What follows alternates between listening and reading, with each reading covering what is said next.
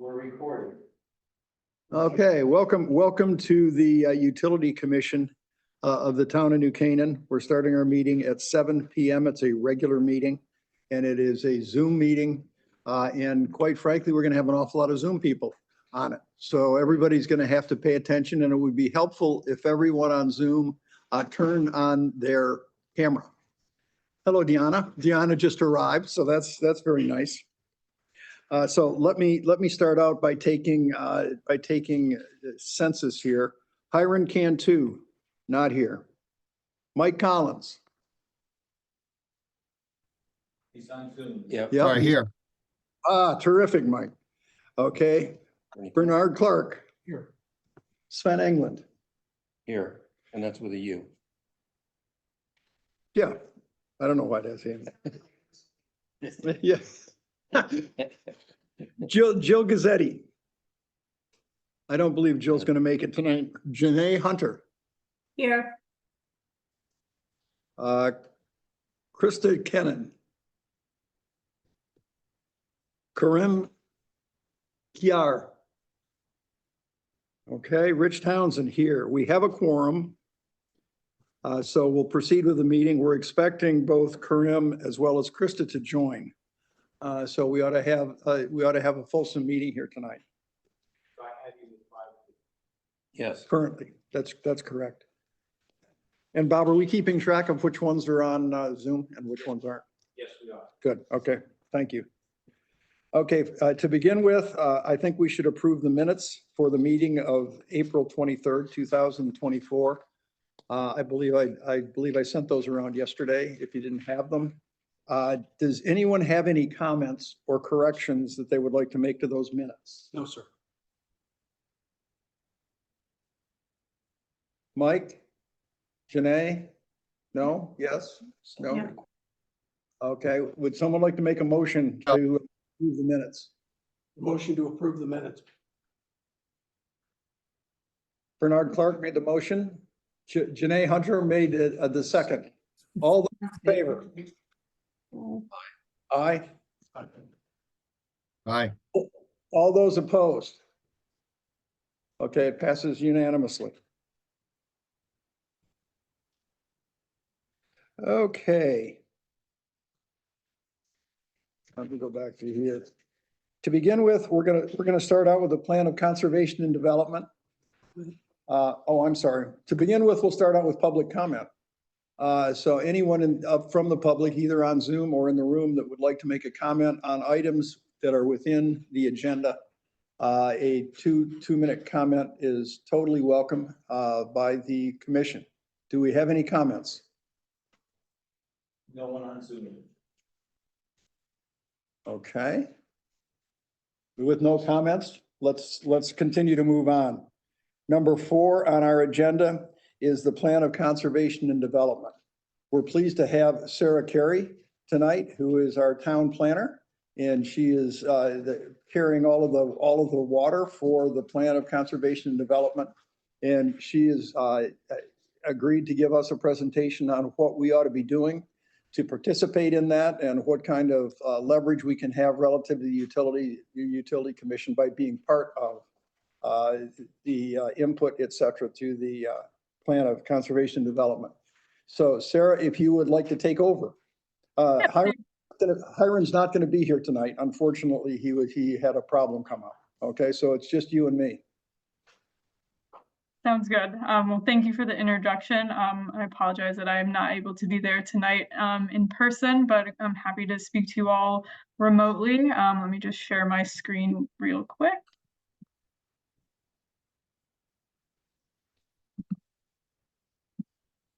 Okay, can everyone see my presentation in the room? Yes. Yeah. Yes, ma'am. Okay, perfect. And everyone can hear me all right? Yes. Perfectly. Yes. Great. Okay. So thank you, Rich, for the introduction. As he just said, I am Sarah Carey. I am the town planner. And tonight I'm going to have a brief presentation for you all, and then hopefully some engaging conversation with you all on where we're at with the 2024 POCD, which is an update from our 2014 POCD. I'm really just looking to, introduce you all to the topic and get your feedback on where we're at in plan development and look to the future, probably September, October, when we're going to fully adopt the plan and be looking to start the implementation phase, where we will definitely be looking for your input and your participation in our implementation committee. So first and foremost, I just want to briefly go over what the plan of conservation and development actually is, just to make sure we're all on the same page. I know we talk about it a lot, but it's good to just make sure we all understand what the purpose of the plan is. So every municipality in the state must produce one every decade. In statute, it's the Planning and Zoning Commission's responsibility to adopt and maintain. And the best way to really think about the plan is it's a guiding framework specifically for planning and zoning matters, but that tends to, dip into other jurisdictions, and, other commissions may want to weigh in on what we're discussing. So just to give you a little more color of to what is included in a POCD, it's a lot of economic and development and desired future land use patterns. Do we want single family homes here? Do we want to expand the downtown core? Do we want to shrink the downtown core? Where do we want denser populations? Where do we want less dense populations? Those are the type of things that are specifically required in the plan. And then there are many things that are permitted to be included that are not necessarily required to be included. And that's where a lot of our conservation stuff gets put into place. But specifically, we are allowed to talk about public utilities. And whenever we talk about density increase or decrease or whatever, utilities and infrastructure become very important to talk about, especially in an older town like New Canaan, what needs to be replaced, what doesn't, and, where do we need to expand or improve our utilities and infrastructure. And then we have to talk about implementation strategies in the plan as well. So we have been actively updating our 2014 POCD to become our 2024 POCD since last summer. This has included a very extensive community participation plan that I hope you all have either been able to be fully a part of or at least partially a part of up to this point. We've done public hearings, we've had a bunch of surveys. It's been really great so far. And so specifically within our plan development, there's a key component that we like to call the community vision, which has been drafted and reviewed by the public via a survey that we held in March. And it's centered on 4 themes, and those are, as you can see on the slide, Theme 1, preserve New Canaan's welcoming small town identity. Theme 2, promote creative, balanced development. Theme 3, embrace sustainability and resiliency. And Theme 4, enhance community infrastructure and facilities. So in the next few slides, I'll be talking a lot about Theme 4 for you all and kind of where we're at in our thinking of what that theme will look like in our full plan. And, I'll be seeking feedback now and over the next couple of weeks from you all on what you think of where we're at and, whether what we're suggesting is doable or not. And so last night we had at Lapham Community Center a public workshop where the public had a chance to review our action steps for each of these themes. For our kind of guide for the next 10 years of how these themes will actually take shape in the community. And a survey launched this morning for all those action steps for people to take some time to digest what we've proposed, because I think it's about 250 proposed actions, so it's a lot to take in. So we're giving people 2 weeks to kind of digest what we're suggesting. And then from there, once that survey wraps up, we plan to have a full draft by about mid to end of June for the public to review. And then the goal is to adopt the plan in September or October. So, Sarah, can I ask you, can I ask you a couple of questions? Just more of a top level question here is, could you just make a comment on what the effect of the POCD has within the town? Is it used as a reference frequently? Does it have much sway? Sure, yeah. So for planning and zoning purposes, it impacts every decision that we make. Whenever the Planning and Zoning Commission votes on an application, they have to determine whether it's consistent with the plan of conservation and development or not. And it directly impacts our zoning regulations because the zoning regulations are a living document. And anytime the commission wants to change those regulations or an applicant is proposing to change those regulations, we have to ensure that there's consistency with the plan. So for P&Z specifically, it impacts everything we do. And then once you go out to, commissions like yourself or, town departments like Public Works, things like that, it's definitely a guiding document, but it's not necessarily something that has to be followed to a T. Okay, and the second question is that with the 4 themes that that you decided you were going to drive in this, where did those come from? Sure, that's a great question. So they kind of started from the 2014 plan. That was our base of, where were we at 2014, where are we today? And there's not a huge difference of what's important to the town in 2014 versus what's important to the town in 2024. And so from there, we had a public workshop back in October of 23 where we got a lot of ideas from the community and from our survey that we did in September of last year, and all the feedback we were receiving about where does New Canaan need improvements or what do we need to think about over the next 10 years. These were the 4 emergent themes. You've also, as I've watched all of the different meetings you've held, and you've done a terrific job of pulling the residents' opinions on where we ought to be going on this. I really take my hat off to you for that. Is there any place else that the committee is reaching to understand where we should be going with this, in addition to just what we in our little cloud in New Canaan think we should do? Sure. So we also have a professional planning consultant, it's SLR International Corporation. They have a whole team of various subject matter experts ranging from transportation engineers, landscape architects, transportation planners, a whole host of different subject matter experts pertaining to land use that are proposing a lot of the strategies and actions that will eventually be in our final plan and that are currently being, reviewed by the public and our development team. So we're also getting a lot of expert input. Have you reached out to other towns in Connecticut or across the country, or is your consultant doing that for you? Our consultant is doing that for us mostly. I do, personally review nearby towns' plans every once in a while. So we definitely try to, compare notes with other towns to ensure that we're sharing strategies that we agree with and whatnot. Okay, thank you. I would just like to comment, having been on the town council for 4 years, I think the plan of conservation and development is extremely important if you want something to get done within the town.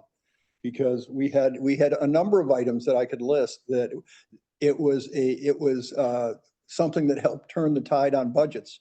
Budgets for sidewalks as a random example. That's Exactly. one of the things, or the budget that we kept keeping in for open space that was in the budget. And so I think that at least for the 4 years I was on there, and I believe it happens across all of the different decision makers in the town, I think this has a big impact. And the reason that I wanted to make sure that you came and talked to us tonight is I think we as a commission owe you a lot of time and a lot of thought on what the goals ought to be for the different utilities for the town. I don't think we should just accept where we are as okay. And I think we should look at it both. We should expand them or contract them. I don't know which, but I think all of us, as we on the commission, as we look at our different positions of inquiry that we've talked about for the commission, be it cellular, be it internet, be it power, be it water.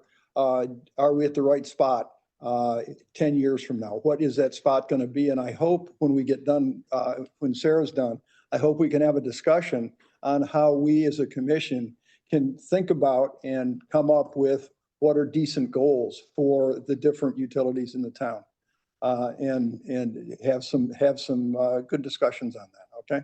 So I'm sorry to interrupt you, Sarah. Your turn. No, not a problem at all. Thank you. I really appreciate the comments, and I completely agree. And, this goes for anyone. As I'm finishing up my presentation, just a few more slides, feel free to jump in with any questions. Happy to answer them as they pop into your heads. Okay, so going back to where we left off. So, we have the 4 themes, and specifically theme 4, which is enhanced community infrastructure and facilities. while I think, all of our themes are important, I think specific to the Utilities Commission's purpose, this is the one that I recommend you all focus in on just based on the structure of it so far. So there's a hierarchy to how these themes will finally look in the plan at the end of this when it's complete. So we start with kind of an introduction of, what does enhanced community infrastructure and facilities mean? And so this is our draft text for now of what the introduction is. And I've highlighted, just some language that I think kind of summarizes it at an even higher level, just so you all understand what we're kind of getting at. And it's essentially just, New Canaan does have a decent amount of various infrastructure and utilities that are and are not maintained by the town. Water is done through Aquarian and whatnot. And, just recognizing that we need to maintain what we have and evaluate, what we need more and less of, and committing to replacing out-of-date things and, staying with the times, whether that be with cell service or, natural gas infrastructure and whatnot. So that's kind of the most general it gets, and then we get much more specific as the plan gets further into it. So within each theme, we have various goals and strategies, and I apologize, we have a lot of buzzwords. So we have the community vision, which then is our themes, and then we have goals for each theme, and then strategies for each goal, and then actions for each strategy. So it gets a little technical and a bit filled with buzzwords, but I hope you can bear with me. But specifically, and I provided Bob and Rich with our full proposed actions and policies document for you all to review, because it is like a 7 or 8 page document that has probably 40 or 50 action steps. So I didn't want to copy and paste that onto many slides for you all. So if that has not been circulated to you already, I will make sure it does get circulated to you all after this meeting. But specifically, I wanted to call out goal 4.3, which is ensure that the utility infrastructure matches the evolving needs of the community, which I think speaks directly to what you were just talking about, Rich, of, we don't want to stay stagnant. We want to make sure that we're evolving as needed. And so within that goal, we have 4 different strategies to achieve that goal.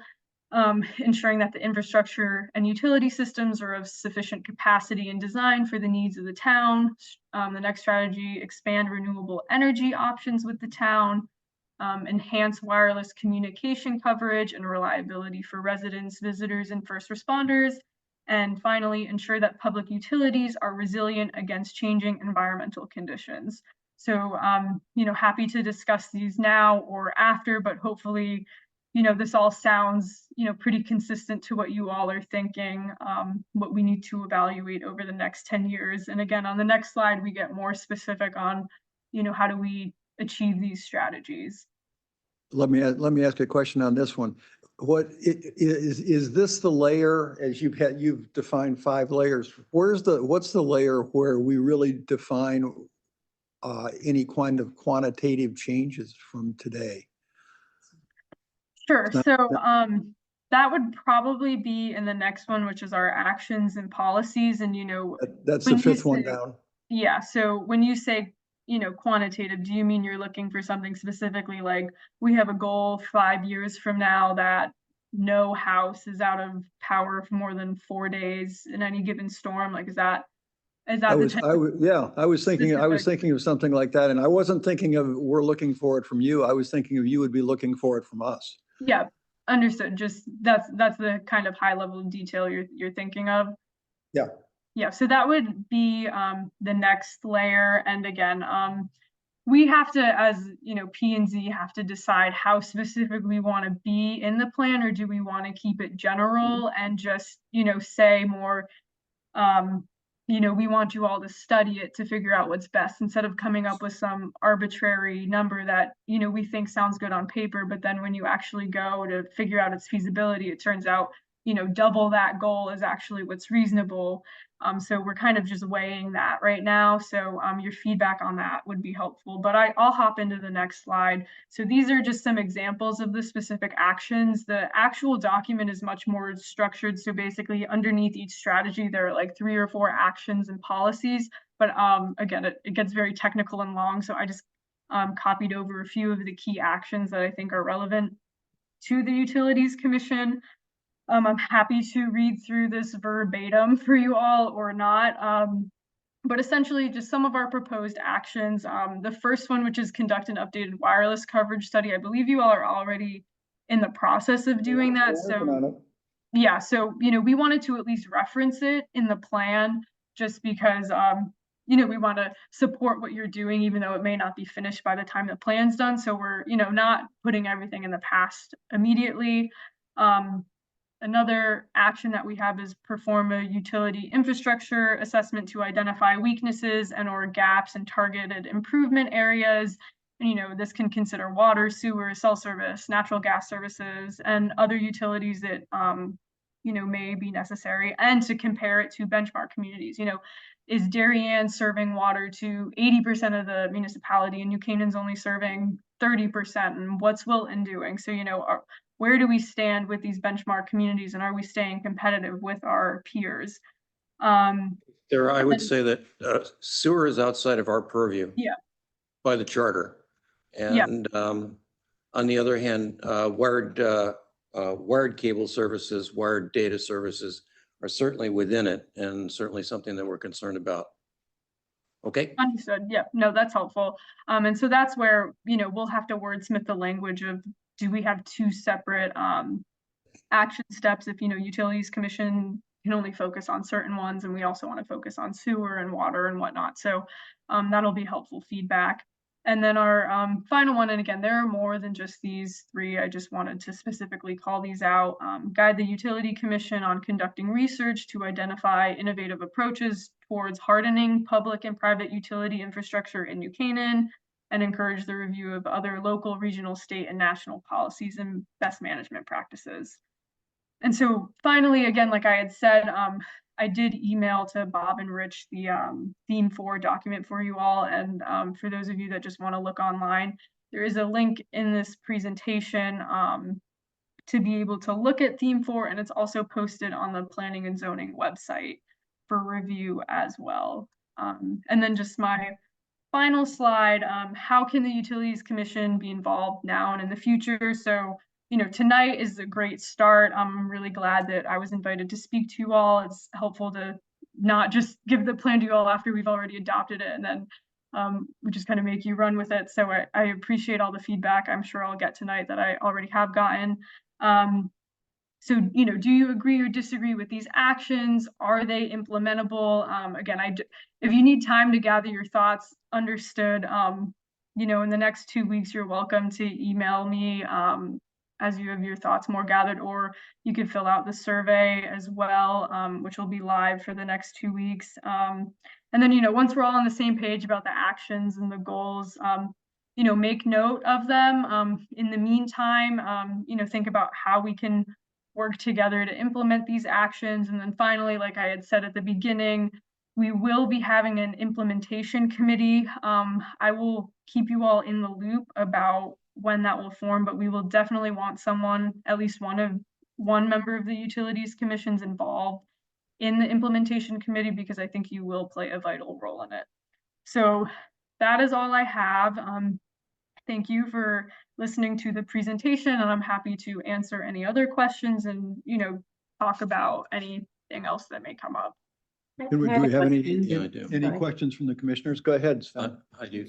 Just Sarah, please don't undershoot the goals for utilities resiliency. Okay. Be reasonably aggressive. If the goals are not aggressive, nothing will happen. Okay. Yeah. I had a question, Sarah. Yeah. On one of the first pages of the presentation, you said one of the goals was maintaining open space and undeveloped space in town, but I Yeah. didn't see that farther in the presentation. Where is that? Sure. So our whole open space section is theme 3.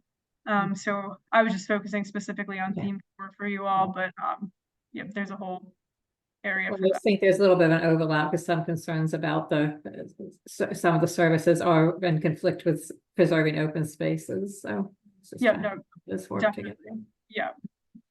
And we can add language in to make sure that the two are connected, that, whatever we are doing with expansion of utilities, is still cognizant of our other goals related to open space.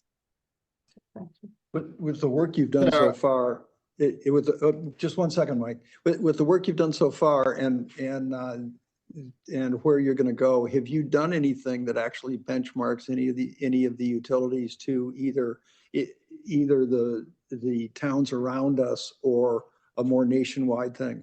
Is there any kind of benchmarking that's taken place, but perhaps by your consultant? Well, along that line, I might offer, did you share with her the Aquarian water quality report that we got? I did not. That might be something we could share with you, Sarah, that they've tested the water and came back with the results. It all passed with flying colors.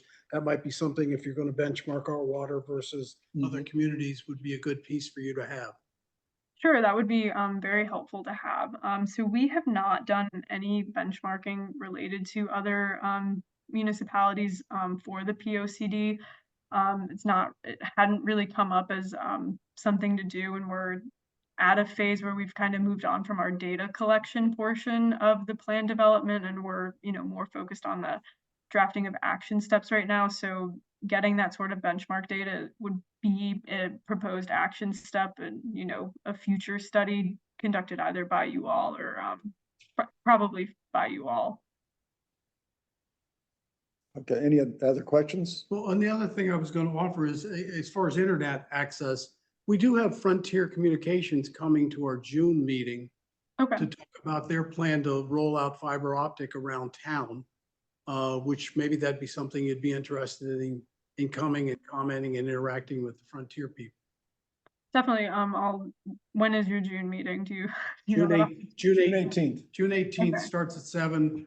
The person will probably speak at 7:15 or something like that. Okay, thanks for letting me know. I'll check my calendar.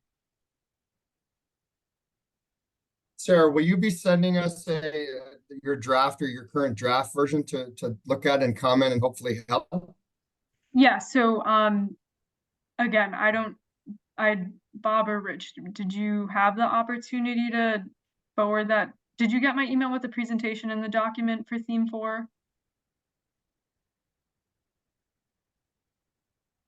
Okay, so I will make sure to get sent out to you all, because we are looking specifically for comments from you all on the feasibility of what we have. And we are aiming for, in the next 2 weeks or so, getting that feedback from us so we can start, getting into our, forming the draft. Right, okay. Could Thank you comment on who approves the POCD? Sure. So it gets approved by the Planning and Zoning Commission. It also has to be referred to the town council for comment, so they can issue a positive or negative report, the town council can, on the POCD. And then at the end of it, Planning and Zoning has to approve it. But it's not approved by the selectmen or approved by the town council. It's just commented on. Correct. So it's just Planning and Zoning that approves it.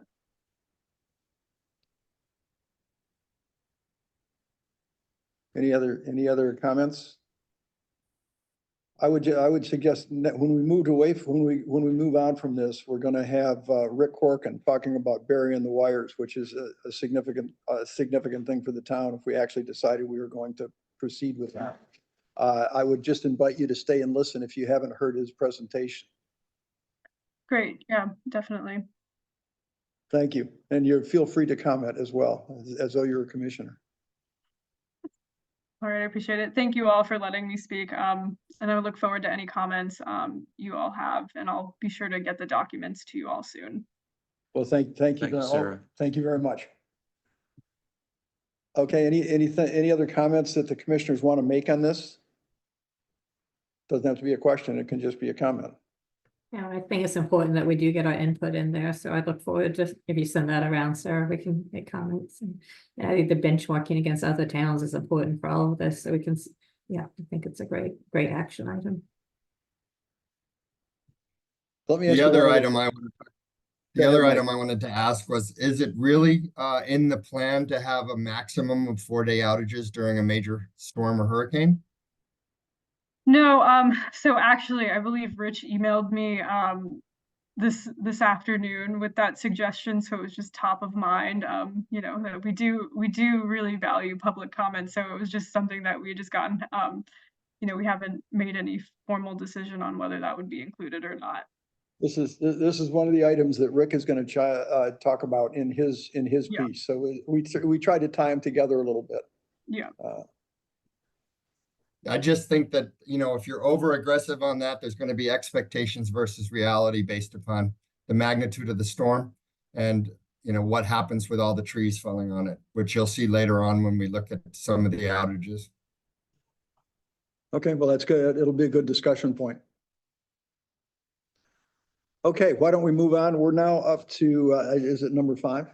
Yes, it It's number 5, Rick Corkin. So Rick, if I can introduce you, and Rick has been, for those that don't know Rick has been working on the project of putting wires underground for an awful long time. He successfully put them under the ground in front of his house and several other houses up and down this Douglas Street. As a standalone individual in the town, was able to negotiate with all of the utilities that had wires on those poles to contract with the contractor to put them under, and actually design the pieces of the network. So it was what I think of, and maybe that's just my opinion, as an affordable way to do this. So let me turn it over to Rick for his program that he's suggesting. Well, thank you, Utility Commission, for inviting me to speak. And First Select Person, John, thank you for being here as well. I'm going to try and share a presentation. Let's see if I can share my screen.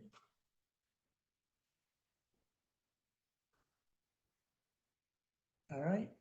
And wow. Work. That's amazing, isn't it? Okay. There we so go.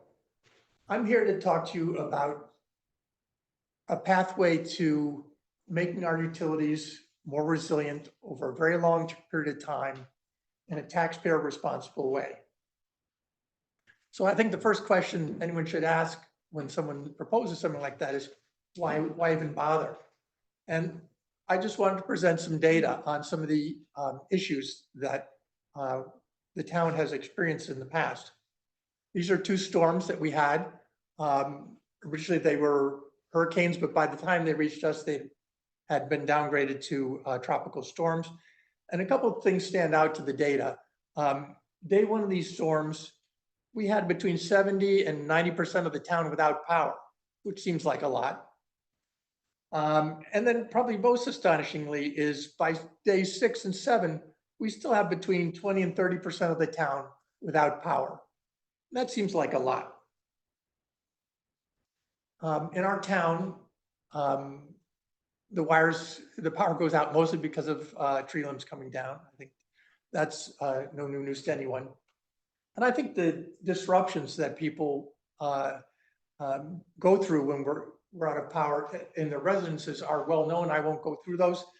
I think it's only worth talking about things that are changing versus the past. And to me, the noteworthy change that's happening over the last 5 years is that increasingly people are not getting their transportation from gas, they're getting it from EVs. And that's a trend that's likely to continue. So the issues we had in 2012 and 2020, the pain people feel is going to be that much more if they can't charge their car for more than a week.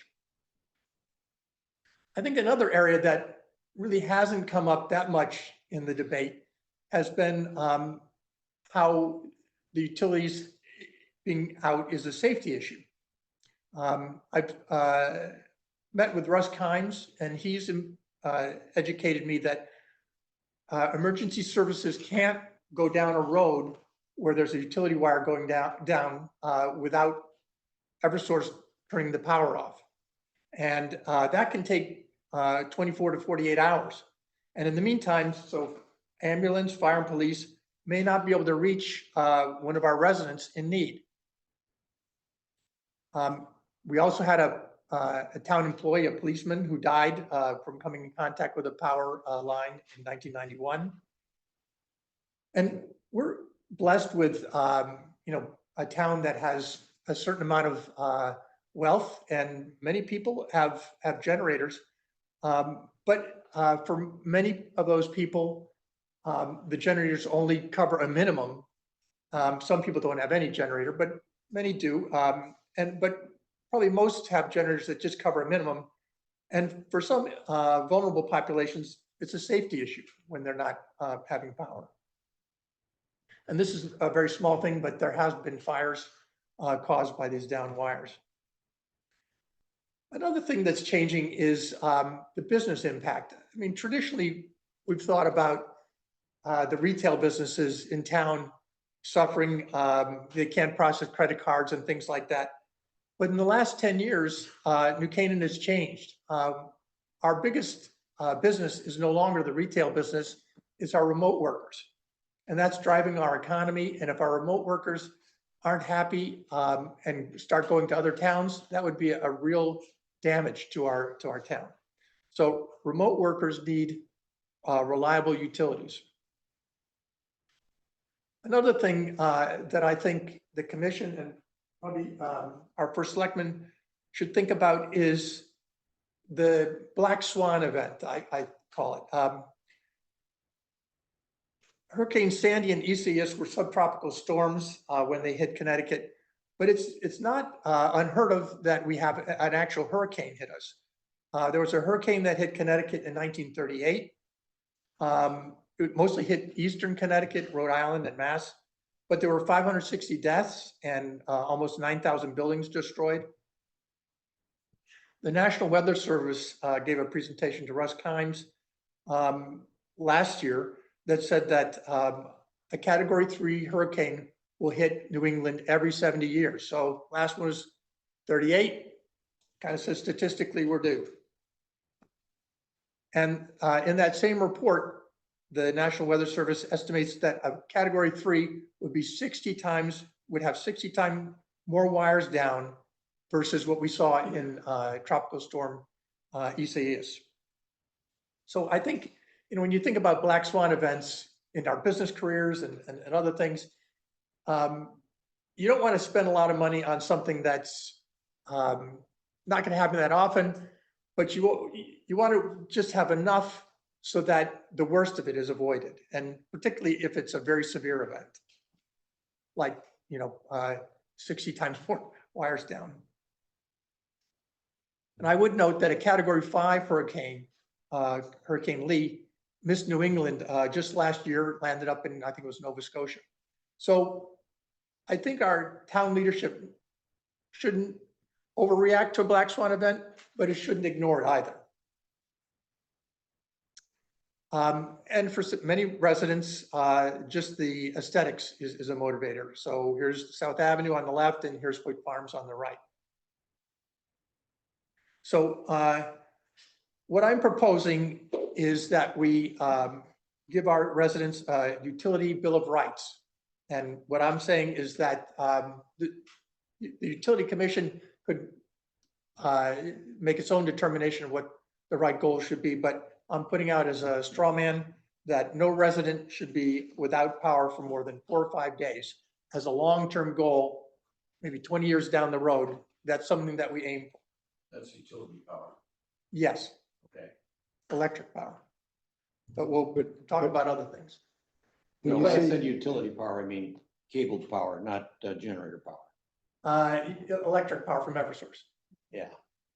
Is that what you're saying, or are you saying? Yeah. From the We utilities. can get a generator to everybody? Well, you could do that. There's, as I said, there's many reasons for doing this. There's the emergency services corridors, aesthetics, other reasons. But if you didn't want to go after any of those, you could just give generators to everybody. That could be one solution. So how would you go about that? Wouldn't you ask your questions Sure, now or along the way? as you like. When you came up with 4 to 5 days, I think this is going to be one of the things we talk about all the way through the presentation. Why did you choose 4 to 5? I think we need to be reasonable in the sense that you don't want to set a goal that drives spending that's unaffordable. and yet you want to have a goal that would be acceptable to the residents. So I said to myself, people in the Lost District or, out in Silver Mine who are without power for a week and a half, if they went from a week and a half to 4 or 5 days, that would be material improvement. And I thought, but going below that, I thought would be driving too much expenditure. So that was kind of how I was doing the trade-off. And just to be clear, the 4 or 5 days that goal would be after actually your program was completed, which Right, is some so years away, right? It's 20 not, years from now, it's I'd not probably 10 be years, dead it's by not 10 years away. So that 4 or 5 days does not you may be halfway there in Yeah. the POCD, just to, that could be a way to do it. Yeah, that's a way to think of it. But of course, this is a determination for the public process and our political leadership. So the solution I'm saying is to selectively put the wires underground while managing costs through something I'm calling intelligent resilience. So what I'm saying is we would use Hurricanes Isaias and Sandy as a model and say, what wire went down that took out the most residents? That's our top priority. What wire went down that took out the second most residents? That's our second priority. And you keep on going down the list until you've achieved your goal of, according to this model, no one without power for more than 4 or 5 days. Limiting, in other words, just enough to achieve the resilience goals. In other words, we would be criticized if we said, let's do the whole town. That's unnecessarily expensive and the benefits don't match up with the costs. So this is targeted, just the biggest bang for the bucks, and it's limited only to what is necessary to achieve your long-term goal. Mhm. There's operational choices you can make as well. So for instance, in downtown New Canaan, we have a very expensive situation. We have the utilities under the roads and we have the transformers in vaults under the road. Very expensive to put those there, very expensive to maintain. Rich, you talked about in my house situation where me and 3 of my neighbors did it. We did all the utilities alongside the road, and we put the transformers on pads. So those kind of choices can significantly reduce the cost. Big part of this is going to be a public-private partnership to make sure the costs are affordable and executing it over a long period of time. This doesn't need to be done overnight. So how radical an idea is this? Well, I just want to point out that our downtown used to have the wires above ground. You can see that in this picture. And it can be done today. You can see on the left, this is the street right next to mine. On the right is my street. So I did it on Douglas Road. And me and my neighbors did it for about $16,000 per house. Now that's pretty condensed, pretty dense housing area. So it's not gonna be the same everywhere, but it sounds much more reasonable when you talk about that. And as I said, we did it with trenches alongside the road and transformers on pads. I would note that the presence of gas and water lines on our road was not a problem because the electric utilities and the internet utilities are the highest. The other utilities are further below. And at least my experience was private money is available because we did it entirely, 100% financed on our own through private money. So this is just a picture of what it looks like. This is when you're putting the pipes alongside the road as opposed to under the road. was this in your neighborhood, that picture? No, that's just a picture of Oh, it, but it looked very similar. We're not putting- Okay, so how do you do this? What's the practical side of this? Well, you've got 3 utilities, Eversource, Altice, and Frontier.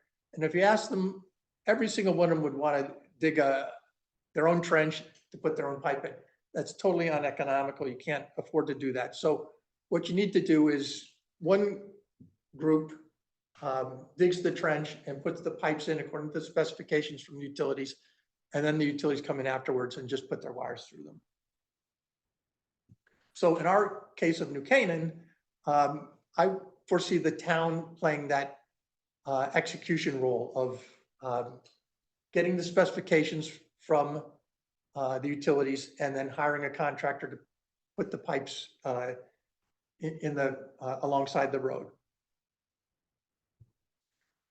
I'm proposing that I would actively work to create a not-for-profit that I'm calling Resilient, Safe, and Beautiful Utilities of New Canaan.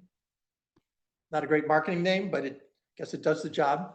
The mission would be to raise money to improve New Canaan's infrastructure resilience, emergency services reliability, and aesthetics by selectively putting wires underground, and to achieve this mission in a taxpayer responsible way through a public-private partnership.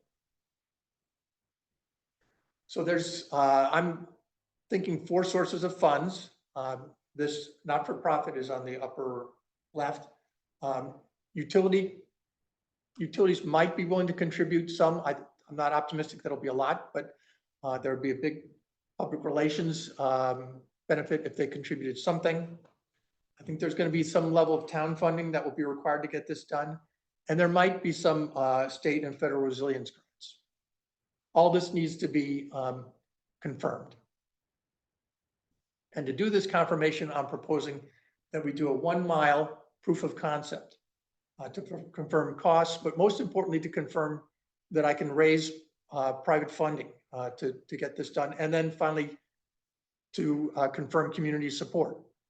Bob. Thanks, son. Okay. By doing a proof of concept, we're not committing to any long-term financial commitment. We're limiting our financial risk. And the proof of concept ideally should be selected for maximum benefit to the town, maximum learning, and minimum disruption. Uh-oh. My presentation. Oh, here we go. So I'm recommending either South Avenue or Oak Ridge as a proof of concept location. Based on my expenses for our 4 houses that I did in my little area, I'm guessing that'll be somewhere in the range of 1.6 million for a mile. The advantages of South Avenue are that repaving is already planned for South Avenue because Aquarian is doing some work there this year. I think any work on these, burying these wires would need to be coordinated with any sidewalk plans and any tree plans. Fortunately for South Avenue, an awful lot of the sidewalks are 8 feet from the edge of the road, and you only need, at least in my case on Douglas Road, I only needed 3 feet to get the job done. So if the proof of concept is successful, then Utility Commission in conjunction with the town could develop a long-term plan, focusing, as I said, on the main lines and spots where history has shown frequent downed wires that affect large numbers of homes. And when the town is developing this long-term strategy, saying we're going to do this wire first, this wire second, this wire third, they can maybe rejig the priorities based on input from Russ Kimes on creating these emergency service corridors that are more resilient. So on the right is the tree trimming plan for this year that came from Eversource, and the red lines are designated as backbone utilities. And I think those could be, this map could be given to Russ Kimes and say, hey, Russ, which ones of these would be really helpful for you to get to Lost District or Silver Mine in an emergency? And that way you can have this initiative not only help the resilience, but help the town's emergency services. One of the questions I've gotten is, how does the Lost District or the far outreaches benefit from this? And if you think of it, the far out sections of New Canaan, they lose utilities for 2 reasons. One is a main line goes down, and the other one is one of their local lines go down. Well, if we're making our main lines more resilient, they are less impacted by that. And secondly, if the main lines are going down less frequently, it means that Eversource will get to the smaller ones sooner. And of course, the farther reaches of New Canaan would benefit the most from these emergency corridors that are more resilient. So I'm proposing this proof of concept. I'm estimating now that it would cost 1.6 million. And notionally, I'm thinking now that the costs would be funded half through private funds, through private donations, the residents on the street, the state grants, and then half coming from town funds. Financially, there are actually many winners from this. Property values, I think, are likely to go up. And this is not a great sample size, but we just did as a town a review of the value of all the properties in town at the same time. And the 4 houses that were in my group that buried their wires, our houses increased 38% in value, according to this census. And the grand list for the total in Kano only went up 24%. So that's, you could argue, 14% increase due to us burying the wires. That's I calculated the value of that. That $780,000 property value of that 14% is a multiple of 65,000. So for me and my neighbors, this was a big money winner. I think the town actually is a money winner as well. We don't have taxes for it. But listen to this. If I don't assume a 14% increase like me and my neighbors got, let's say I assume just a 3.5% increase in the value of homes where we do these resilience initiatives. I calculate that would increase property taxes by about $1,000 per home. And that would generate for the town an 8-year payback and a 11% rate of return. So this is actually an investment for the town, not a cost. There's been a lot of discussion around, are there maintenance savings for Eversource? Clearly less tree trimming. I think it's a question mark whether there's maintenance savings. It's possible if you're doing it alongside the road, as opposed to under the road, and you have your transformers on a pad, I mean, you can just, and my property, it's right there. You can just unlock it and just open it up, and it seems pretty easy to me. Also, Hoyt Farms, I don't know how often they actually do maintenance there. It doesn't seem like it's very often based on my conversations with the neighbors. They do lose power there, but it's because power is lost elsewhere as it goes into them. But I would also say that the maintenance thing is a red herring for the discussion. This is just made up data, but I said, I wanted to show graphically, let's assume for a moment that underground utilities have the exact same amount of incidences of repair as above ground, which I don't think is the case. But the key thing for me is that above ground utilities, they go down all at once when there's a big storm. And that creates delays. That's why you have people who are out of power in a quarter of the town for a week, week and a half, that kind of thing. Whereas underground utilities are more spread out, the repairs. It's not driven by an event. And so from a residential service perspective and from our remote workers perspective, this allows for, in the end, faster recovery time because you're not bunched up with a bunch of other repairs at the same time. So you're talking about Eversource's time, shape of money kind of thing? Say that again. You're talking about Eversource's time, shape of money, going into the repair budget, or, Well, I'm not, so they end up with huge, it would seem that Eversource, by burying the power, right, would have a more predictable long-term rate of repair, I would think right. so. rather than having spike conditions. Thank you, yes, I would agree. Okay. It seems like. Okay, moving on to the financing of this, I think the town could handle this like it handles roads. It could create a sinking fund and say, I can afford 400,000 put aside for this per year. And it builds up, and then the not-for-profit could be raising money, and when we get enough money to do the next step, we do that. And then we keep on doing that and do the next step. And that way it's affordable every year, it's predictable. I think there's also a range of funding options. Projects with large public benefit would receive higher public funding, that build the town resilience and build our safety corridor.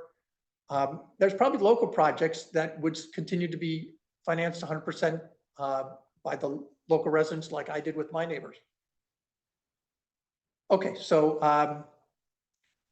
summary is I'm proposing a proof of concept, nothing beyond that, just a proof of concept, bring town wires, partially covered by a not-for-profit raising money. If successful, a longer-term strategy for utility wires would be developed with, I'm proposing, just as a straw man, a long-term goal of no New Canaan resident without power for more than 4 or 5 days. And we manage our costs through only targeting the most impactful lines, spread out over 20 years and funded by a not-for-profit. The benefits by protecting utilities from tree limbs, we would reduce the amount and length of utility outages for our residents versus those seen in Tropical Storm Sandy and Isaias. We'd have safety from more secure access routes for emergency services.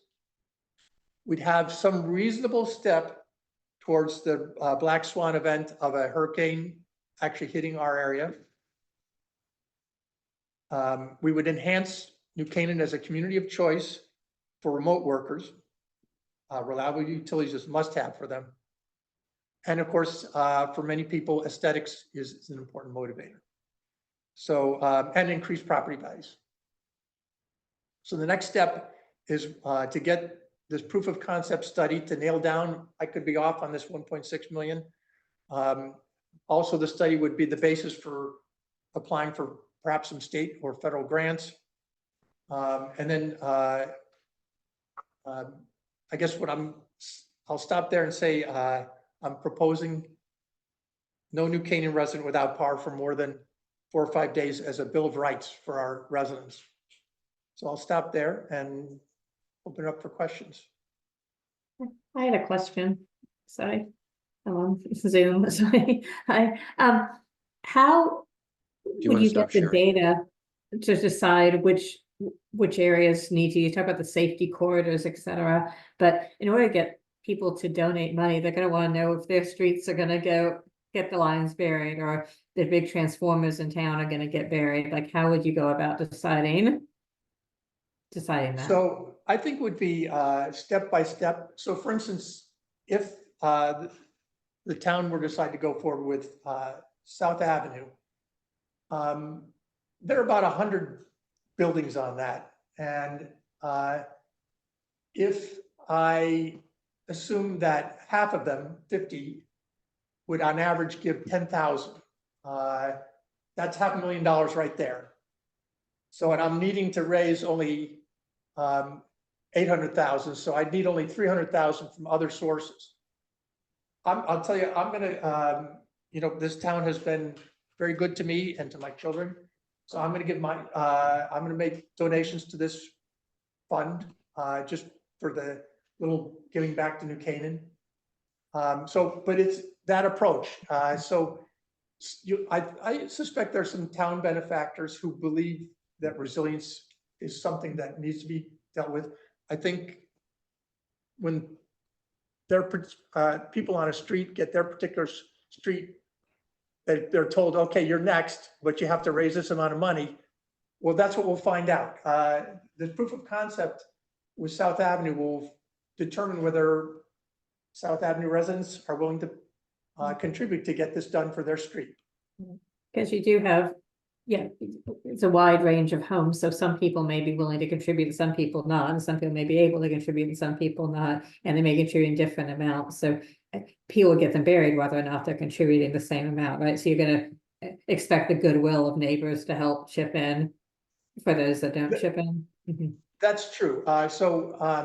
When I say there's 100 residences on South Avenue Mhm. and only 50 would contribute, I think we have to understand that for many people, there are good reasons why they can't contribute. And I do believe that there are other people who would be willing to deliver more or, donate more, just because they can and they would want to get it done. As I said, the property value increase seems to more than pay for it. I was gonna, I live on a street with buried power lines and it's lovely. Bennington Place has them buried as well. It's nice. We do lose power less often than other people in town do, I think. So, yeah, thank you. Are you implicit in what you're saying? Are you saying South Avenue and Onoke are those number 1 and number 2 most benefit ones? Or are you just using South as an example? I'm proposing a proof of concept. And beyond that, I think the utility commission and the town political leadership would decide all the next steps after that. I think the proof of concept will just give us so much data. It will tell us how much cost there is, how much the residents on the street are actually willing to step up to get it done, what the community support is. But after that, it's really up to the political process to decide the pace and which gets done next. And I would imagine there would be multiple sources. So, the factors of the utility resilience, I think Russ Kimes, in terms of emergency services, would want to play a role. I'm thinking South may be more difficult than some others for proof of concept, just because they're multifamily housing, their public facilities along there, the police station shut down. So I'm wondering if it wouldn't be easy to do a different street that's a little simpler, perhaps. Mhm. I think Mhm. sorry, Janae, I think running buried power past the New Canaan EMS and the police department, I know they're on generator, but I think it'd be a big help. Yeah, I think it's great. This one why is going in to be a there? lot of people involved. Yeah. Yeah, there are a lot of people. I'm one of them who lives off of South Avenue. There are a lot of people, a lot of houses off of South Avenue that would benefit from that. Yeah. There's a lot more houses off of South Avenue than there are off of Oano. Yeah, But it anyway, definitely I was benefits more thinking- people. I just didn't know if it'd be hard to coordinate for a proof of concept, but maybe that's right.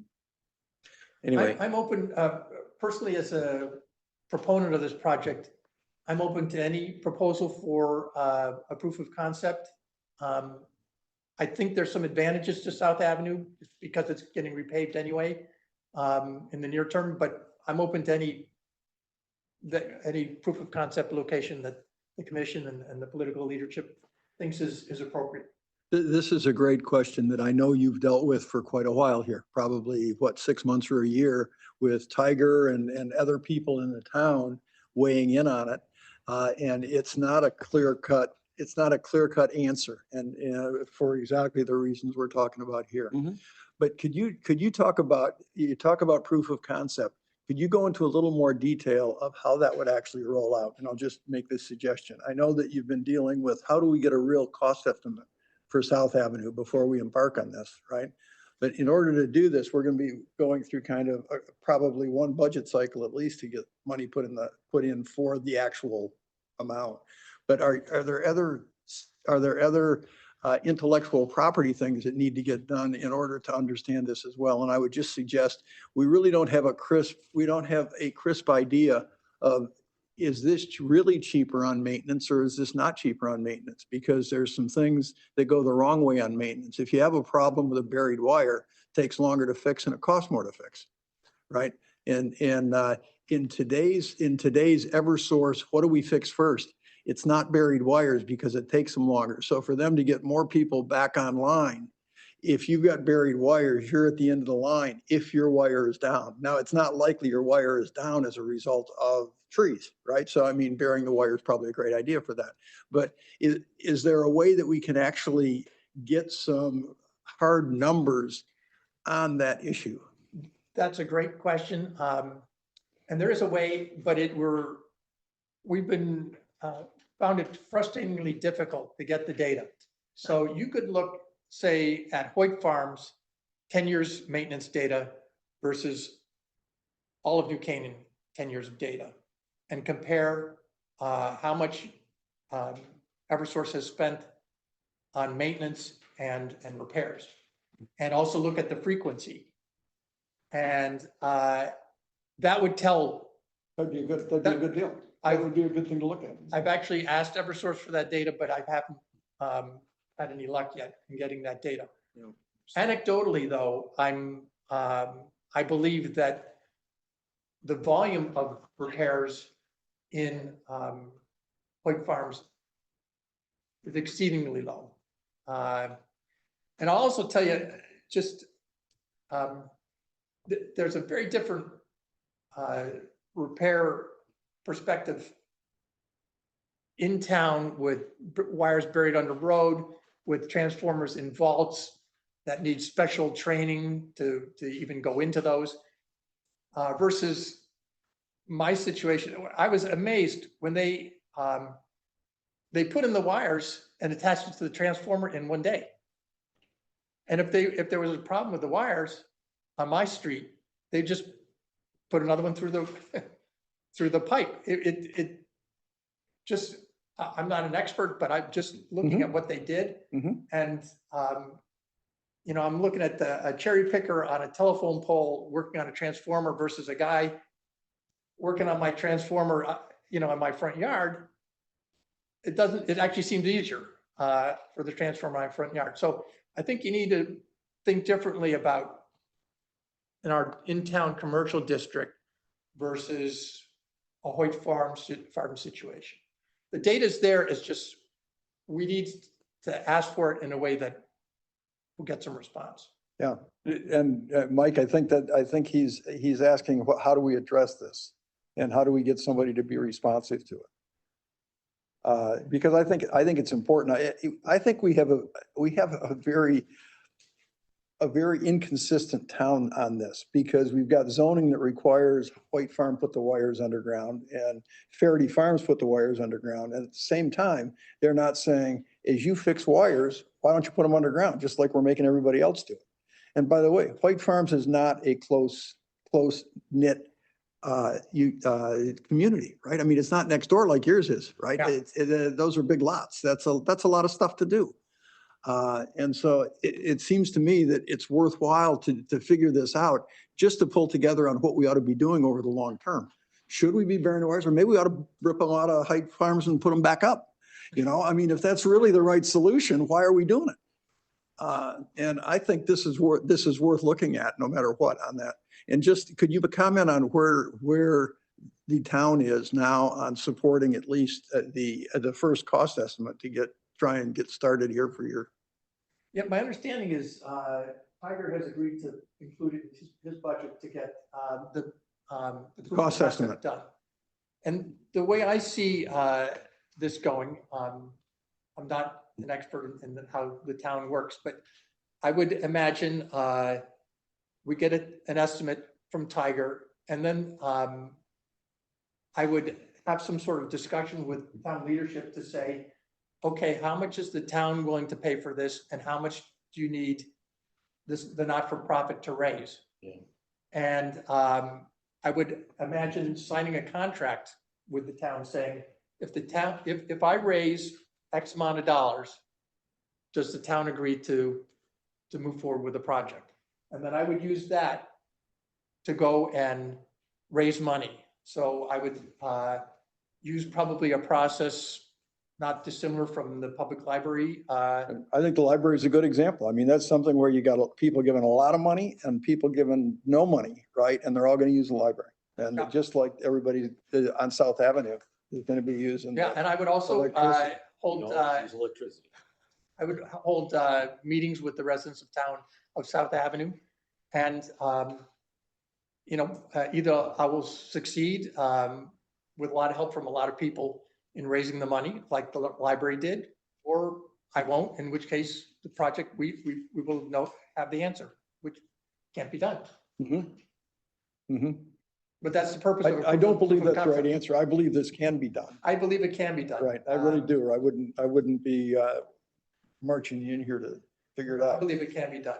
I think one of the things that we need to do, right, is look at, if you want to get to 4 to 5 days, basically have the worst case number, right? How do we find out what Eversource's priority formula is? Is it, solely the number of phone calls from the first selectman, that determines, like how many crews we get in town, or is there, or is it, strictly a, greatest good for the greatest number? I think that'd be interesting to understand how we get to the 4 or 5. What? Board member they can answer. Well, I was just gonna ask Mike whether that's something that we can reasonably ask and get. Yeah, it's a complex answer you're going to get from Eversource in regards to the power. Number one, the resources are allocated to get the most customers out of service in the single incident. So basically what it is, if you've got 1,000 customers out on this side of town, you've got 200 customers out on this side of town, you're going to focus all of your efforts on trying to get the 1,000 people up in order to reduce the numbers and get the most people back on power. So that's why their you key always- measure today. That's the key measure always for all utilities throughout the country. Start at So the the house at the- substation, Lakeview. Yeah. What? I'm sorry. So you sorry. start at the major outage, the major feed, which would be Lakeview substation, and you work your way out. And then the people obviously at the end of the line are the last ones to be put back on power, or the ones that have underground sometimes, that have a fault underground due to water or due to something. And there's limited underground repair crews. That's a pretty reasonable way to measure it, right? Is how many outings you got.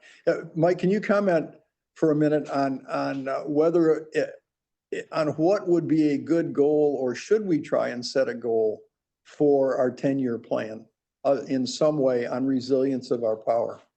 But, Rick has suggested 4 to 5 days, right, for everybody. I'm not sure that's the best way to do it, because I'm sure you can find people that are up in the north that will not be, while everybody else in town is, you got 3 people that are out up north. That there's all kinds of reasons that people come up with. That's not a good idea. But I would challenge you, Mike, how should we look at this for the PCOT? And Deanna, if I can ask, is that even our job? I mean, because I view it as our job, and maybe I'm wrong in doing that, but I view it as the way we ought to be looking at this is, where should all the utilities be 10 years from now? And what should we be looking for in that? I think that's the right way to look at it. And maybe what Rick is suggesting is 4 to 5 is not the days is not the right thing. Maybe it's you're down to 3% outages in 3 days, or you're down to, maybe it's a different way. But I would challenge Rick, you and Mike and Eversource, tell us what you think we should do, right? What's a reasonable, Or what is your goal, Eversource, for 10 years? what's a reasonable metric for us? Yeah, and what's a reasonable metric for us to focus on? Because we really do want to have some goals, I think. Like, does it matter? Well, I know it matters, but when you have, we have 7,500 houses, right. in this community. And you have a storm where there's 5,000 out versus a storm where there's 2,000 out. That 4 to 5 day goal. I mean, I don't know how to look at that in a much larger storm, which is a much smaller storm. I just don't, you know, Mhm. I need information. Yeah, I think I think that's what we ought to think about, and we ought to figure, we ought to decide who ought to figure it out. And one of us ought to go figure it out. We've established the problem, the next part of the problem is to establish the metrics. Right, right. But in your little example, where with this particular storm, we only have 2,000 out. What if Ridgefield's got 6,000 out? Eversource is going there based on the metric Mike just mentioned earlier, right? Yep. Is that true, Mike? Yes. We'll get some resources depending on to make safe and whatnot, and a few bucket trucks to go out there and open up the roads for public health and safety and whatnot, so that the town crews can obviously clear the trees. But you won't get an overwhelming response. It's kind of like when the eastern part of Connecticut got hit by a storm a few years back. And we got hit with what, I think 1,000 outages or something like that, or maybe 500. Most of the resources went to that part of the state. So in setting a goal, I think having a 10-year goal of 4 to 5 days, if you're going to set a goal, you might as well be aggressive. And it's how you go about it that you do it. I mean, in the last meeting when we had CLMP or Eversource present, I'm still back in the old days of CLMP. So funny. They said it was about $2 to $3 million a mile. If I remember reading the notes correctly from that meeting. So we have to know the cost of it, number one.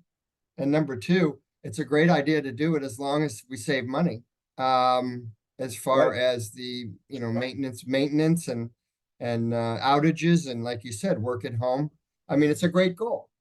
The only other thing would be if you don't underground a vast majority of the system, then what you're gonna have to do is you're either gonna have to buy generators. So if it's $1,000 for 8,500 meters, you're talking about $8 to $10 million to equip each home with a generator. Or if it's more, let's say it's double at 2,000, you're talking about 16 to $20 million to put generators at each meter.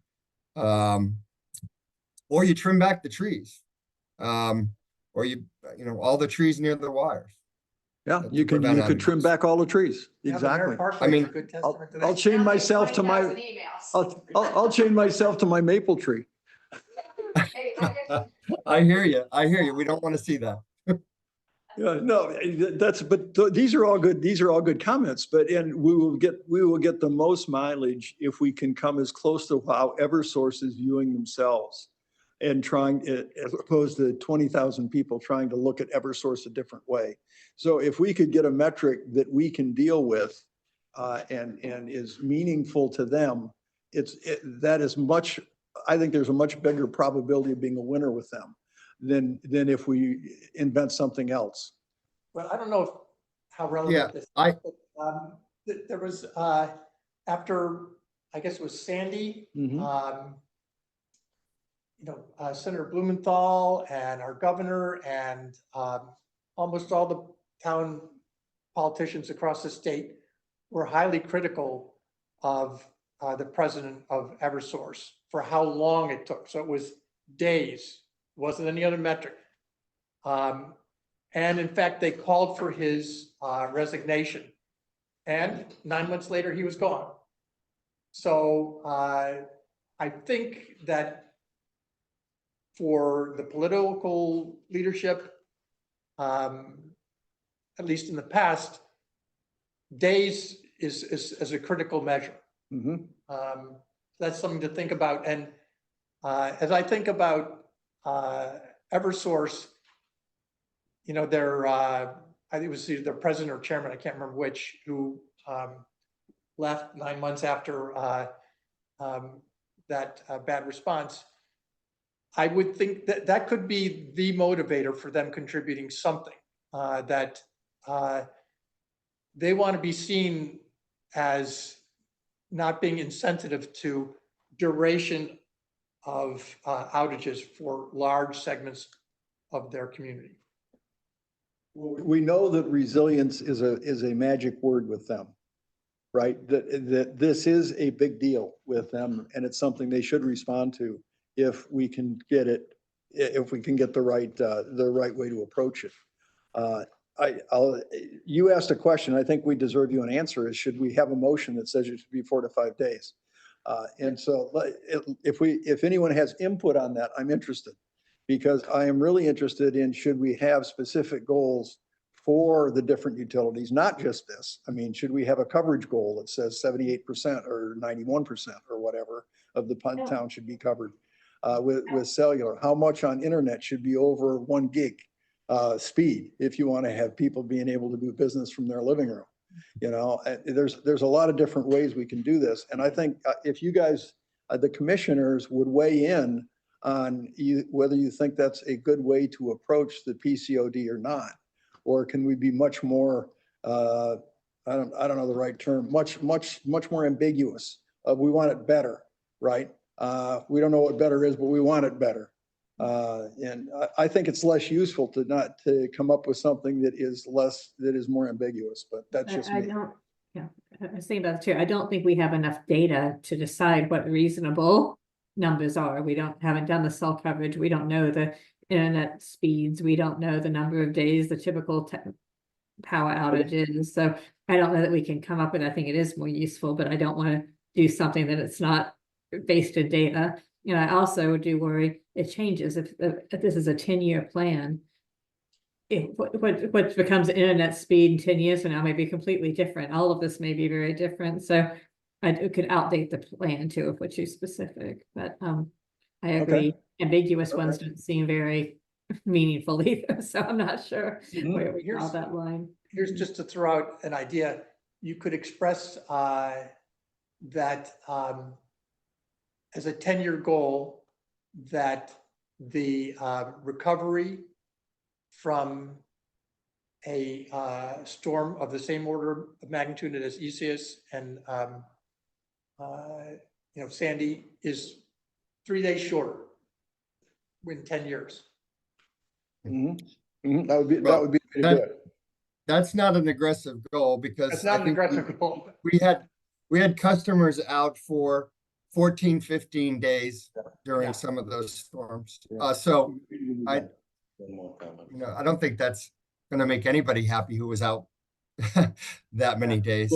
I have Eversource is going to provide us with the outage data and the restoration for the storm. I don't know how Rich, you say it better than I see the last winter storm or the last tropical storm we had. Isaias or whatever. One can pronounce the name of I the can't storm. pronounce it. Yeah. Isaias. He wants you to say the name of the storm. Isaias? What he's asking. Yeah. Yeah, Isaias was, Isaias, okay. 2012. So we're gonna get some 2020. data from that storm, and we're gonna get some data from that storm in the next few weeks, hopefully. And I've been promised that. Tiger's been promised that. So let's see what happens. We do have some recent data about outages, but we could go over it quickly later.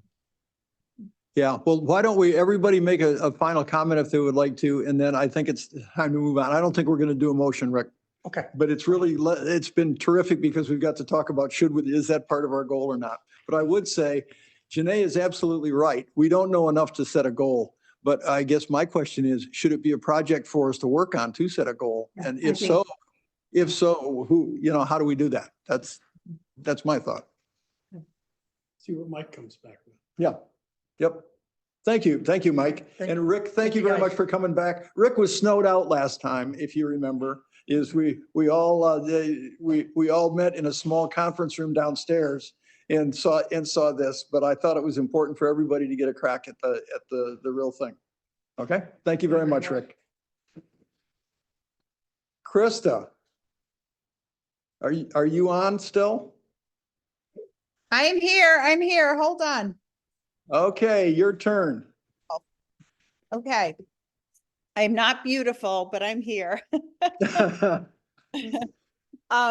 So basically, Ookla, I wish I had more to report because we are having a status call with them tomorrow with the team. We have the funds what we were waiting on were to have some funds, I think, approved by the Board of Finance, because we're basically using our year's budget for the drive-by study. And that all occurred. And then we have basically the official estimate that came from UCLA to our town hall through Tiger. And that is being vetted and I believe has been approved. And we are having a call with UCLA tomorrow morning to really like nail down the details of like the schedule and the deliverables. But it is happening, I promise you. And just a couple of things that I think are interesting, and Janae, maybe you could comment on this, but one of the things that has come up that worries me, and I'm worried about what we talk about tomorrow with UCLA, is once we get this data, what are we going to do? And Karim, are you on? Bob, do you know if Karim is on now? Yeah, I'm on. Yeah. Terrific, Karim. Well, one of the things that we've been investigating, and I know Janae has been investigating it, and that is what help we can get you. And we had talked about interns and we talked about possibility, something having to do with a class up in the high school. And we've talked about volunteers, all three of those. And I know Janae has worked on some of the stuff. And Janae, do you want to comment about what you know? And then I'll comment about what I know. And yeah, we've got 2 college students who have volunteered, who both know Python, who are computer science kids who live in New Canaan, who have volunteered to do this project and to do the data under Kareem's tutelage this summer. Just for the learning, I sold it as a learning experience. So they volunteered to do it now. So we have 2 people. Is that kind of help that would be helpful to you, Karim? Yeah, absolutely. I mean, yes, absolutely. Okay, well, I think there's 3 kinds of help we can get, and just to be clear about it. One is interns, and there's interns that are available, and all of them are working on intern jobs right now, including in the town hall. I think it's too late to use those for this year because we'll never have data in time. And I think I asked about that, and we're not in the right season, so that's why I pivoted to college students, because the senior internship program just isn't the right time of year. Yep. And one of the things, and having heard that that you had done that and you had some volunteers, is I called Cheryl Jones, and you might not know her, but she is in charge of HR here in town hall. And I said, can you help us? What do we do to get volunteers? We don't want them to cost anything.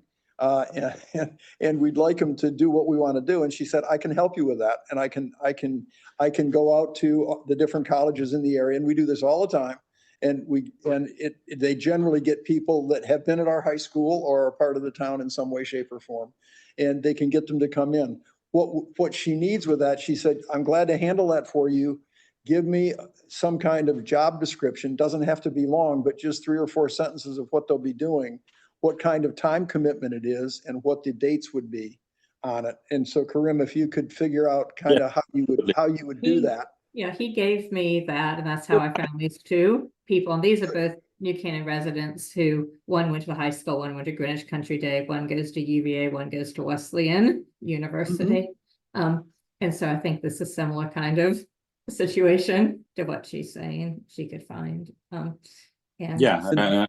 more than happy to expand and detail what needs to be done more. Okay, so. Okay, who would like to, somebody, I'm talking to Cheryl right now, but I'm glad to have somebody else do it that is more directly involved in what's happening here than I am. Karim, would you like to do that? Sure.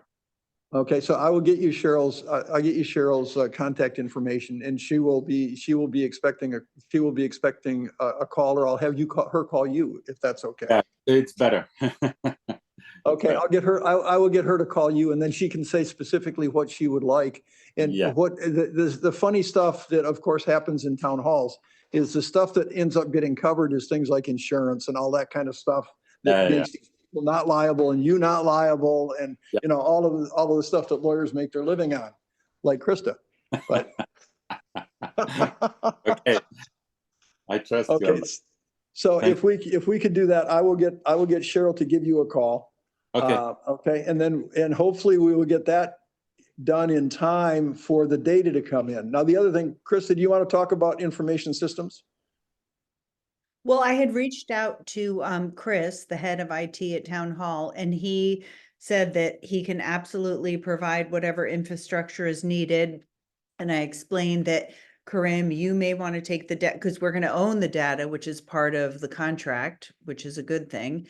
And that, Karim, you might want to kind of number crunch the data yourself, then also do that separately with the interns.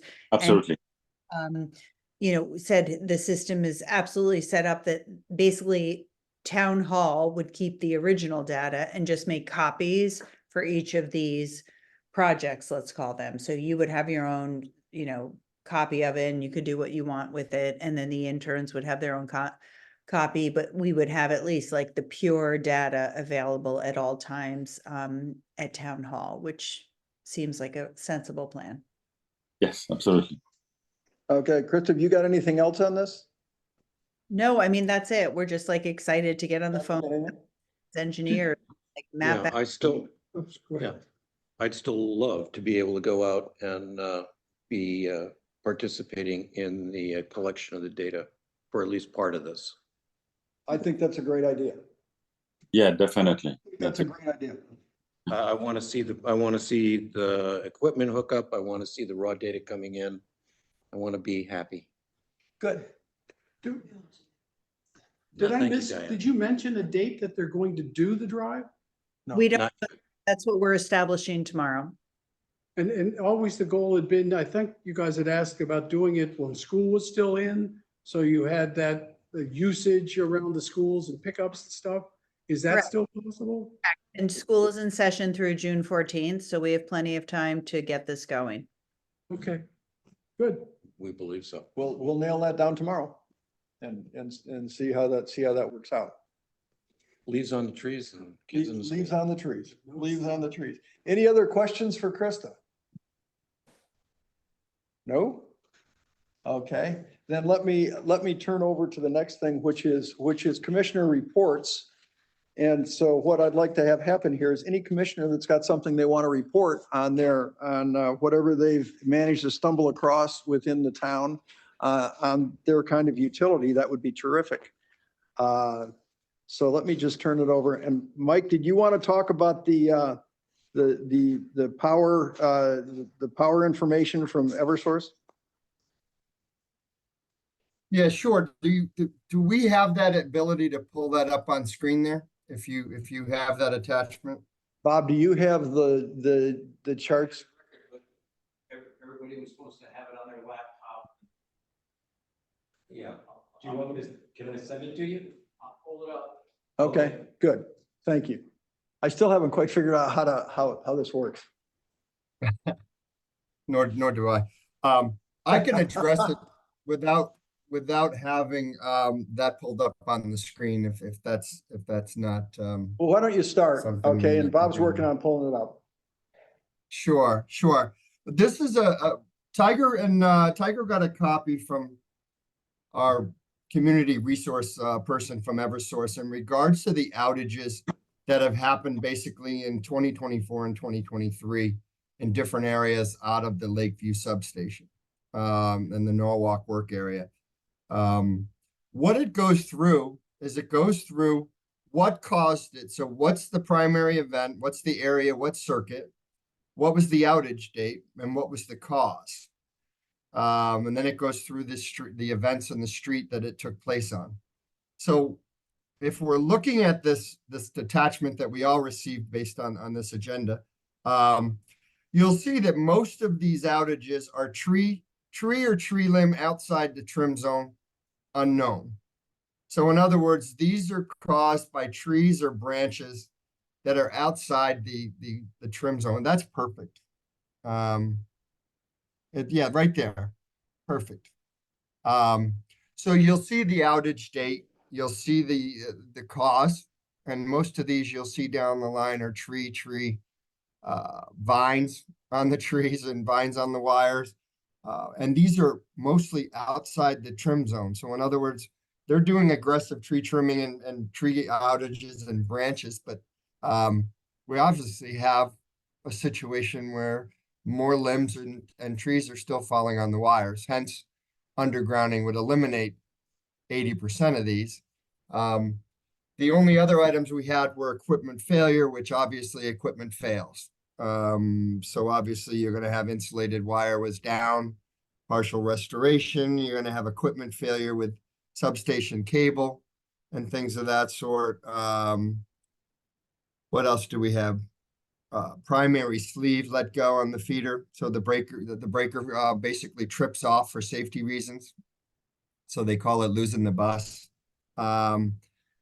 And obviously they say the result was customers restored, removed the tree, cleared the limbs, cleaned all the phases and stuff. So that's the report that we have, basically going back to the fall of winter of 23 all the way through 24. And I forgot the last date I noticed there. I think it's February or March of 2024. So we haven't had that bad of luck in regards to, it goes to March 13th of 24. So we haven't had that many outages in town that I'm aware of, or that this chart shows us. So not a bad track record when we don't have a tropical storm and we don't have a fall snowstorm, we don't have a hurricane. There's not a lot of improvement you can do except for the trees or undergrounding. Does that make sense to everyone? It does to me. I thought the interesting thing was when Eversource was here, and I don't remember the gentleman's name that was working the projects that were here, then there were projects up by the substation where they were removing single point failures off of telephone poles in several places where if they lost a telephone pole, they lost 2 wires going out, not just one. And so that was cutting down on it. So they were putting action plans in place, I believe, based on this stuff, right? Because they're working on it now. Yeah, I mean, they're constantly, as you saw in the last report from him, the improvements they're making in town. Obviously, the upgrading of the underground system downtown. They've got primary phases going up New Norwalk Road. I believe that's the one that's down by Main Street. You'll see all the crews down there that are running new wires. You're seeing a lot of pole replacements going on in town. So maybe they're hearing it and maybe they know we're watching them. Are they gonna, as they replace the poles, I live on Main Street, and the poles up and down Main Street are the most embarrassing bunch of work I've ever seen. I mean, they're strapped together with kind of like baling wire. All the old poles are still there, strapped to the new poles. we're waiting for the comms wires to move over. They've got the power stuff up on the new poles, so we're waiting for the rest of the stuff to get moved over. But hey, I'm looking at this, and I throw out the ones from Musket Ridge, Wilton, because we can't do anything about those. And all the ones for Lakeview, I assume, are with the substation, so there's nothing to do there. There are no trees over that at all. But the rest of them are like Ponus Ridge, Lakewind, Greenlee, Wellesley, 626 Weed Street, which is pretty close down.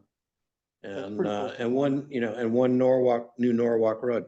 So sort of gives you, the idea, like where the hot spot is up in the northwest.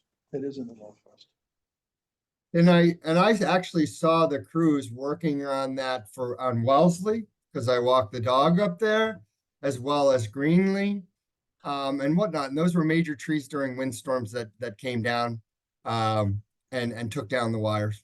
And then we actually had crews, I think I think it was from West Virginia or South Carolina that came up and fixed those.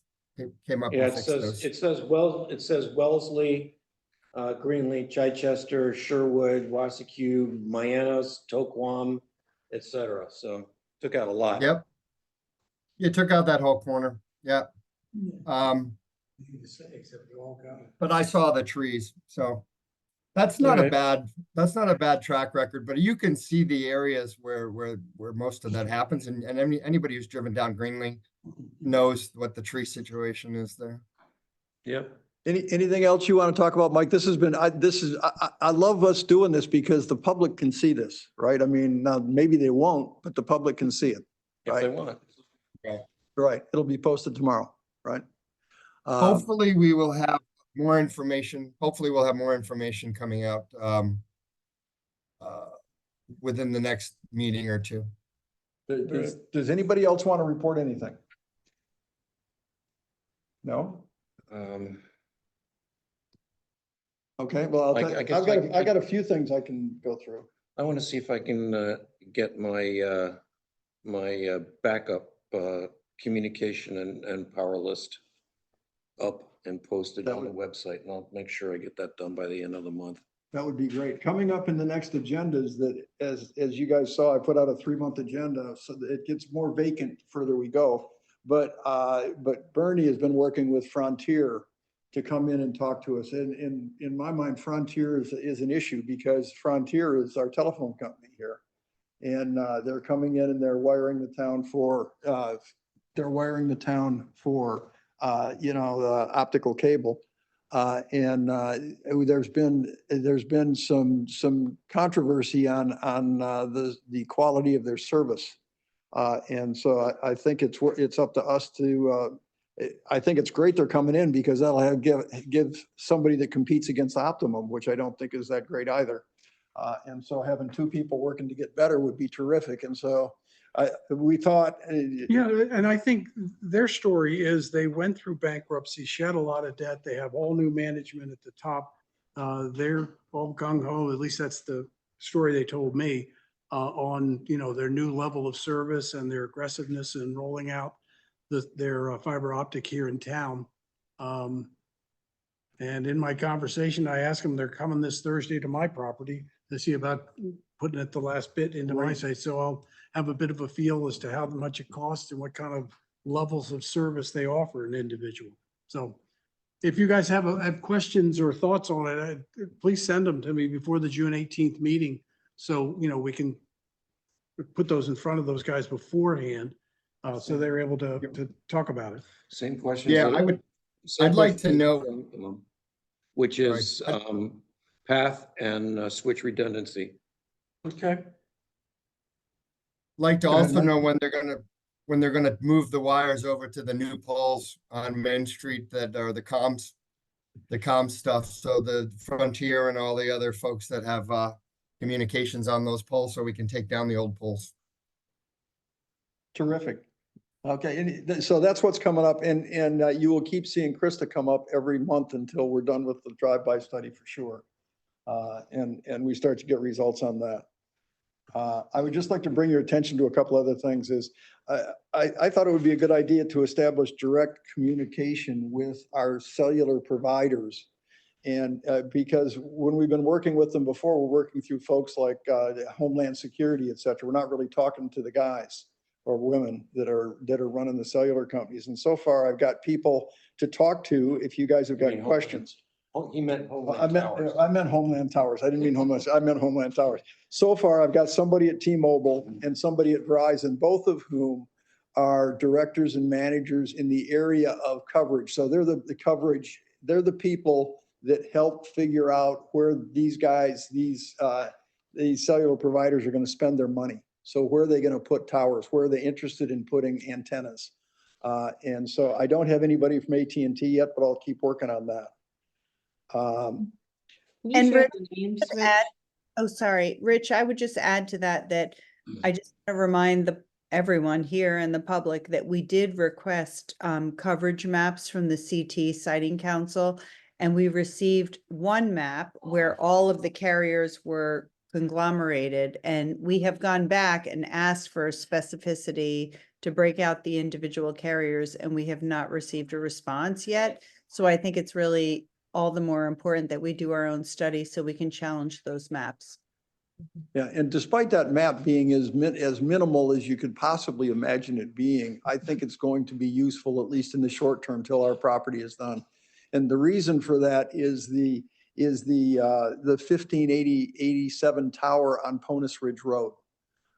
And so if we could talk about that for a minute, we all got a letter from Mark Bushman, who has been one of the primary abutters that has been suing Connecticut Siting Council to stop the development of that tower.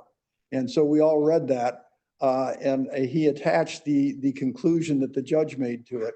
Okay, and I found that, I quite frankly found that pretty interesting, because what the conclusion of the judge was is that the Siting Council was not staffed with appropriate staff as defined in the ordinance that set them up to make a decision. So therefore, the decision that the tower was approved is thrown out.